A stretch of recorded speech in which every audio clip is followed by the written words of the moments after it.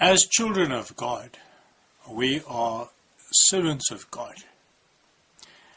And we take our instructions and guidance from the head, Jesus Christ, from nobody else. Jesus did not appoint leaders to guide us. He said, one is your leader, even the Christ himself.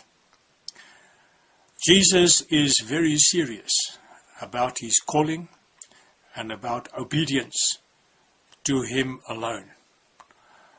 We read in 1 Kings chapter 13 about a young prophet that God sent to go and deliver a message to King Jeroboam.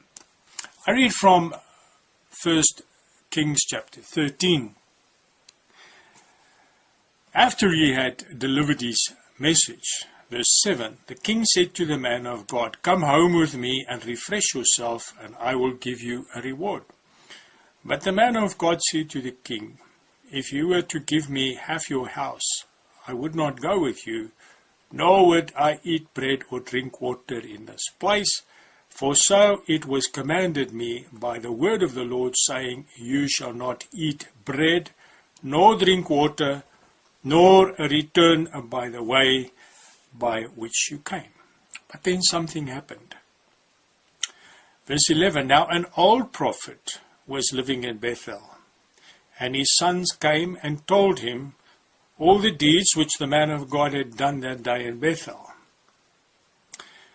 And this old prophet went, and he caught up with a young prophet.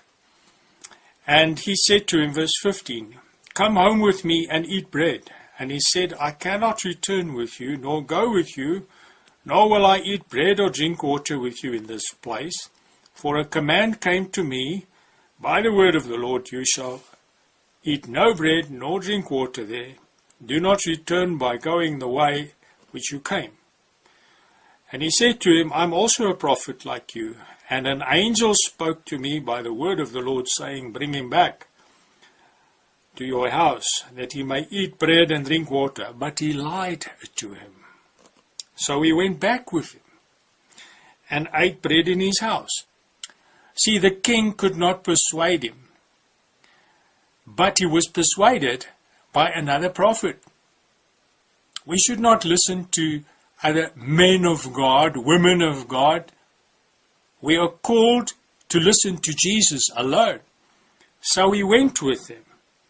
Verse 20, Now it came about, as they were sitting down at the table, that the word of the Lord came to the prophet who had brought him back, and he cried out to the man of God who came from Judah and said, "Thus says the Lord, because you have disobeyed the command of the Lord, and have not observed the commandment which the Lord your God commanded you, your body shall not come to the grave of your fathers." And we read further that, verse 24, Now when he had gone, a lion met him on the way and killed him, and his body was thrown on the road, with a donkey standing beside him. The lion was also standing beside the body. Dear friends, he was killed because he disobeyed God. Jesus is serious about his calling. And when he calls us with a purpose, and he requires absolute obedience. We mustn't listen to each other. Peter also stood in the way of Jesus. We read in Matthew chapter 16, verse 21. From that time Jesus Christ began to show his disciples that he must go to Jerusalem and suffer many things from the elders and chief priests and scribes, and be killed, and be raised up on the third day. And Peter took him aside and began to rebuke him, saying, God forbid, Lord, that this ever never happened to you. But he turned and said to Peter, Get behind me, Satan. You are a stumbling block to me, for you are not setting your mind on God's interests, but on man's. Dear friends, the devil will use a brother to deceive you. The devil is using preachers in pulpits to deceive the children of God. And that is why you cannot trust a man. You must trust Jesus. You must get to know the voice of the Lord himself and follow him. Trust no man. If you follow after man, you will fall in the ditch.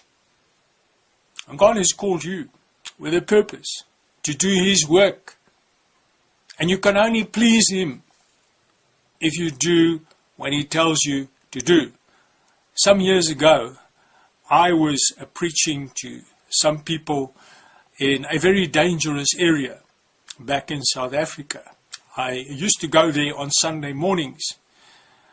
And one Sunday morning at 4 o'clock, I woke up after I had dreamed that in this township where I normally went, I had been shot.